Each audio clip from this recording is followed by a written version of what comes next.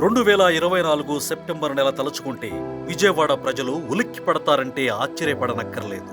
చరిత్రలో కనీ విని ఎరగని రీతిలో కురిసిన అతి భారీ వర్షాల దెబ్బకు బుడమేరు కట్టలు తెంచుకొని విజయవాడ నగర ప్రజలపై విరుచుకుపడింది.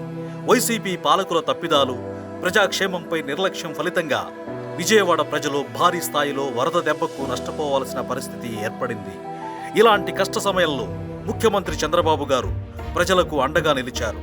ఇల్లు వదిలిపెట్టి ప్రజల మధ్య 11 రోజులు గడిపి ఎప్పటికప్పుడు ప్రజల యోగక్షేమాలు అడిగి తెలుసుకున్నారు. కంటి మీద కునుకు లేకుండా నిరంతరం ప్రజలకు ఏమీ కాకూడదని పరితపించారు. ఊహించని విపత్తు నుండి నగర ప్రజలను రక్షించుకోవాలనే కాంక్షతో అధికార యంత్రాంగం మొత్తాన్ని రంగంలోకి దింపి వరద నివారణ చర్యలు చేపట్టారు.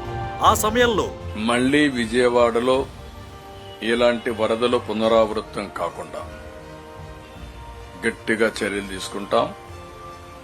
బుడమేరు ఆపరేషన్ స్టార్ట్ అవుతుంది. దాన్ని ఏ విధంగా చేయాలనో చేసి భవిష్యత్తులో ఏమాత్రం ఇబ్బంది లేకుండా చేస్తాం. క్వశ్చనే లేదు. ఇంకా నేడు ఆ మాట ప్రకారం రాష్ట్ర నీటిపారుదల శాఖ మంత్రి నిమ్మల రామానాయుడు గారు ఆపరేషన్ బుడమేరు పనులను స్వయంగా దగ్గరుండి పరిశీలించారు. 3 గంటలను కలుపుతూ 23 కోట్ల రూపాయలతో నిర్మిస్తున్న సీసీ వాల్ పనులను పర్యవేక్షించారు. పనులను త్వరితగతిన పూర్తి చేయాలని అధికారులను ఆదేశించారు.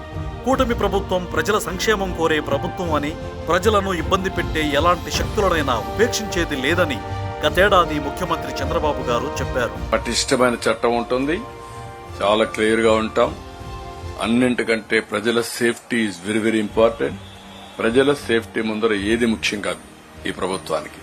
నేడు బుడమేరు ఆనకట్టలను బలోపేతం చేసి ప్రజలకు ఇచ్చిన మాటను నిలబెట్టుకున్నారు. That is Nara Chandrababu, that is NDA government అని నిరూపించారు.